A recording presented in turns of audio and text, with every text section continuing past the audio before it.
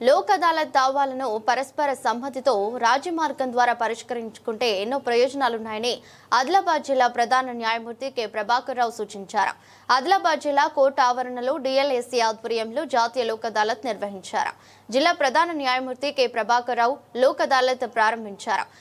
పర్యవేక్షణలో సాగిన ఈ లోక్ అదాలత్ ఉమ్మడి జిల్లా నుంచి అర్జీదారులు హాజరయ్యారు. జిల్లా వ్యాప్తంగా 21 పోలీస్ స్టేషన్ పరిధిలోని 2000 పైచిలకు కేసులు పరిష్కరించే విధంగా చర్యలు తీసుకున్నారు. పలువురు కేసులకు సంబంధించి అవార్డులను అందజేశారు. ఈ సందర్భంగా మాట్లాడుతూ క్షణికావేశాలతో నేరాలకు పాల్పడి కేసులు పాలైన వారు రాజీ మార్గం ద్వారా కేసులు పరిష్కరించుకోవడానికి చక్కటి మార్గం లోక్ అదాలత్లతో ఉన్నత న్యాయస్థానం కల్పిస్తుందన్నారు. లోక్ అదాలత్లో ఎలాంటి ఖర్చు లేకుండా ఒత్తిడి లేకుండా సహృదయంతో కేసు రాజీ కుదుర్చుకునే అవకాశం ఉందని వివరించారు. సంవత్సరాల తరబడి విలువైన సమయంతో పాటు డబ్బును వృధా చేసుకుంటున్న కక్షిదారులకు లోక్ అదాలత్ తీర్పులు స్వాంతన చేకూరుస్తున్నాయన్నారు. సుప్రీంకోర్టు ఆదేశాల మేరకు నలసాయి ఆదేశాల మేరకు 2 నెలలకు ఒకసారి ప్రతి 2వ శనివారం నాడు సెకండ్ సాటర్డే రోజు ఈ యొక్క జాతీయ లోక్ అదాలత్లు నిర్వహించడం జరుగుతుంది. జాతీయ లోక్ అదాలత్ యొక్క ముఖ్య ఉద్దేశం ఏంటంటే పరస్పర సహకారంతో రాజీ మార్గమే రాజమార్గం అనే ఉద్దేశంతో ఇరు పక్షాలు సమ్మతించే విధంగా ఇద్దరికి న్యాయం జరుగుతునే విధంగా ఈ యొక్క లోక్ అదాలత్లు నిర్వహించడం జరుగుతుంది.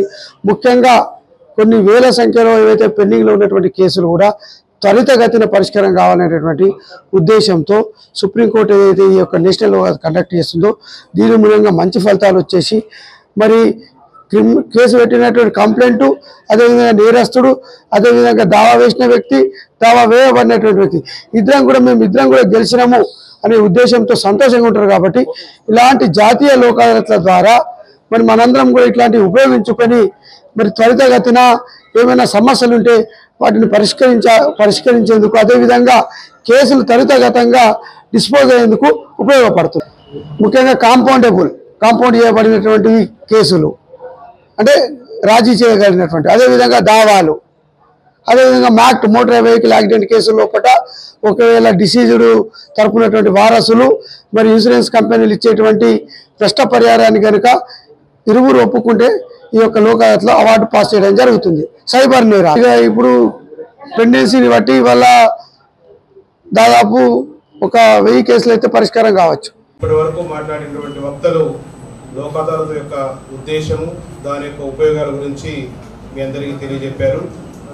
ఇది ఈ సంవత్సరంలో 3వ జాతీయ లోక్ అదాలత్.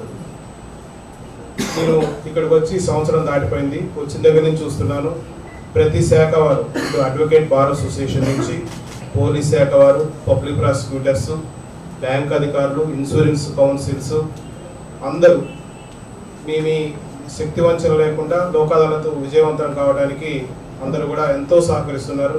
ఈ సందర్భంగా మరొక్కసారి మీ అందరికీ హృదయపూర్వక ధన్యవాదాలు తెలియజేస్తున్నాను.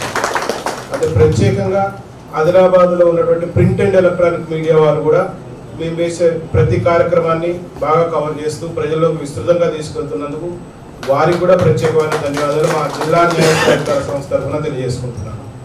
ఈ యొక్క ఉద్దేశం అందరూ విన్-విన్ సిచ్యువేషన్లో ముందుకెళ్ళాలి. మీ యొక్క విలువైన సమయాన్ని, ధనాన్ని ఆదా చేసుకోవాలి. లిటిగేషన్ ఫైనాలిటీ రావాలనే ఉద్దేశంతో ఈ లోక్ అదాలత్ను ప్రోత్సహించడం జరుగుతుంది.